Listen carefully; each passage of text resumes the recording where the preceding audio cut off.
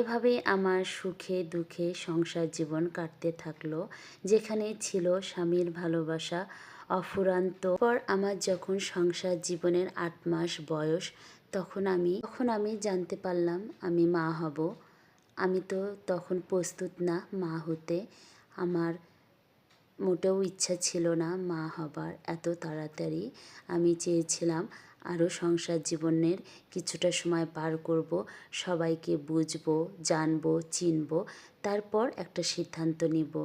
একটা জীবনকে পৃথিবীতে নিয়ে এসে তার জীবনটা সুন্দর না করতে পারলে মা হিসাবে তো আমি ব্যর্থ।